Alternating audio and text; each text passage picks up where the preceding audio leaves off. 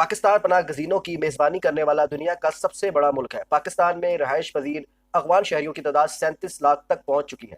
اقوام متحدہ کی ہائی کمشنر برائے پناہ گزین کے جون 2023 کے اعداد و شمار کے مطابق پاکستان میں رہائش پذیر افغان شہریوں کی کل تعداد میں صرف 13,30,000 رجسٹرڈ ہے، جبکہ 7,75,000 بغیر اندراج کے رہائش پذیر ہیں۔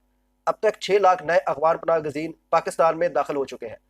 افغانستان میں سوشلسٹ انقلاب کے بعد پاکستان میں افغان مہاجرین کی آمد شروع ہوئی، تاہم جب افغانستان کی سوشلسٹ حکومت کی اپیل پر سوویت یونین کی فوج افغانستان میں داخل ہوئی تو اس کے بعد مہاجرین کی تعداد میں غیر معمولی اضافہ ہو گیا۔ افغانستان کی سوشلسٹ حکومت کا خاتمہ ہوا تو مجاہدین کی تنظیمیں آپس میں برسر پیکار ہو گئی، جو افغانستان ایک نئی خانہ جنگی کا شکار ہوا۔ اس دوران بھی افغانستان کے لاکھوں شہریوں نے جان بچانے کے لیے پاکستان کا رخ کیا۔ 1994 میں طالبان کا ظہور ہوتا ہے اور پاکستان، سعودی عرب اور متحدہ عرب امارات نے اس حکومت کو تسلیم کیا، لیکن 9/11 کے واقعے کے بعد امریکہ نے اس کا الزام القاعدہ کے سربراہ پر لگایا، جو اس وقت افغانستان کی طالبان حکومت کی پناہ میں تھا۔ امریکہ نے وارننگ دی کہ اگر طالبان حکومت نے القاعدہ کے سربراہ کو امریکہ کے حوالے نہ کیا تو اس پر حملہ کر دیا جائے گا، لیکن طالبان حکومت نے انکار کر دیا۔ اس کے بعد جو کچھ ہوا اور پاکستان کو جن بدترین حالات کا سامنا کرنا پڑا وہ تاریخ کا حصہ ہے۔ پاکستان نے افغان پناہ گزینوں کو انسانی بنیادوں پر پناہ فراہم کی، لیکن پاکستان کی کسی حکومت نے اس حوالے سے کوئی پالیسی نہیں بنائی، سرحدوں کی سلامتی اور خارجہ پالیسی کے اہداف طے نہ کیے۔ UNHCR اور USAID کے ہمراہ شراکت داری کے باوجود بھی پاکستان میں افغان پناہ گزینوں کے بارے میں قومی سطح پر ایسی کوئی قانون سازی نہیں کی گئی جو بین الاقوامی قوانین اور مقامی حکومتی ضروریات کو مد نظر رکھتی ہو۔ پاکستانی قومی سطح پر پناہ گزین قانون کی غیر موجودگی کی وجہ سے پناہ گزینوں کی حیثیت کا تعین کرنا اور ان کی وطن واپسی کے لیے UNHCR کا سہارا لینے پر مجبور ہے۔ پاکستان کے پالیسی سازوں کی نااہلی، کم فہمی اور مفاد پرستی کی وجہ سے آج پاکستان کو بہت سارے چیلنجز کا سامنا ہے۔ افغانستان سے پاکستان میں جو پناہ گزین آ رہے ہیں، ان میں تاجک بھی ہیں، ہزارہ منگول بھی ہیں، ازبک بھی ہیں، وسطی ایشیائی ریاستوں کے باشندے بھی ہیں، شمالی افریقہ کے لوگ بھی ہیں۔ یہ سب لوگ افغانستان کے باشندے بن کر پاکستان میں پناہ گزین ہیں۔ یہ لوگ بتدریج اپنے لیے مقرر کیمپوں سے باہر نکلتے ہیں۔ پاکستان میں ادارہ جاتی کرپشن اور مقامی عمائدین اور سیاسی کارکنان کی موقع پرستی، پیسے کا لالچ پناہ گزینوں کے کام آیا اور افغان مہاجرین پاکستانی شناختی کارڈ اور پاسپورٹ بنانے میں کامیاب ہو گئے۔ خیبر پختونخوا اور بلوچستان ان کا لانچنگ پیڈ بن گیا۔ پاکستان میں لاکھوں افراد کی آمد کے بعد سماجی و معاشی مسائل نے سر اٹھانا شروع کیا۔ ملک میں ہتھیاروں اور منشیات کی بھرمار ہوئی، قتل، اغوا برائے تاوان اور ڈکیتی کی وارداتوں میں غیر معمولی اضافہ ہو گیا۔ اس کے ساتھ ہی پاکستان میں دہشت گردی کا سلسلہ شروع ہو گیا جو اب تک جاری ہے۔ سیاسی رہنماؤں نے متشدد گروہوں، ہتھیاروں، باغیوں اور بنیاد پرست نظریات کی سرحد پار سے آمد پر اپنے خدشات ظاہر کیے ہیں۔ افغانستان سے ہجرت کو ضابطے کے تحت لانے میں پاکستان کی حکومتوں کی نااہلی نے ملک کی معیشت تباہ کر دی، پاکستان کو عالمی تنہائی کا شکار کر دیا، جبکہ پورے معاشرے کو نفرت اور تشدد کے سپرد کر دیا ہے۔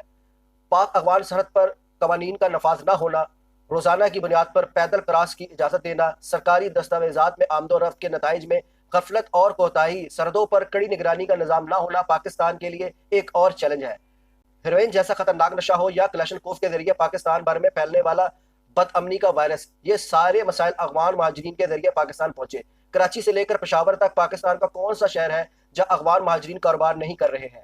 یہ لوگ حکومت پاکستان کو کسی قسم کا ٹیکس نہیں دیتے ہیں، لیکن پاکستان کا انفراسٹرکچر استعمال کر رہے ہیں، روڈ ریلوے کا نیٹ ورک استعمال کر رہے ہیں، بجلی گیس کے نیٹ ورک کو استعمال کر رہے ہیں، تعلیم اور صحت کے نیٹ ورک کو استعمال کر رہے ہیں، لیکن بدلے میں کچھ نہیں دے رہے۔ پاکستان کی پالیسی سازوں، سیاستدانوں اور کاروباری طبقے نے افغان مہاجرین کی کاروباری سرگرمیوں پر نظر رکھنے کی کوشش کی، نہ ہی انہیں یہاں سے دولت کما کر ڈالروں کی صورت میں افغانستان منتقل کرنے میں رکاوٹ بنے، بلکہ 5 اگست 2021 کو امریکی فوج کے افغانستان سے انخلاء اور کابل پر افغان طالبان کے قبضے کے بعد امریکہ کی طرف سے تمام تر مخالفت کے باوجود پاکستان نے افغان عبوری حکومت کے استحکام کے لیے بھرپور کردار ادا کیا۔ پاکستان کے عوام مطمئن تھے کہ پاکستان کی طویل قربانیوں کا ادراک رکھنے والی افغان عبوری حکومت ان دہشت گرد عناصر کے خلاف بھرپور کارروائی عمل میں لائے گی جو پاکستان میں خودکش دھماکوں کے ذریعے دہشت گردی کا بازار گرم کیے ہوئے تھے۔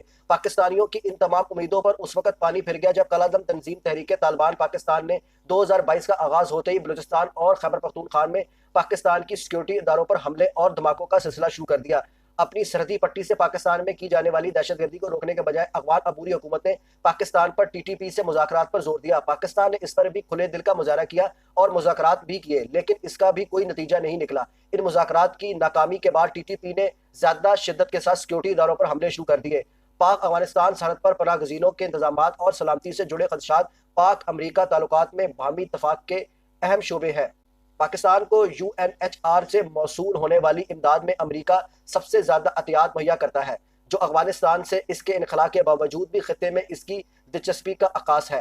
افغانستان کی حکومت کی بیڈ گورننس، سخت گیر پالیسی اور غلط فیصلوں نے اس حکومت کو عالمی تنہائی سے دوچار کر رکھا ہے۔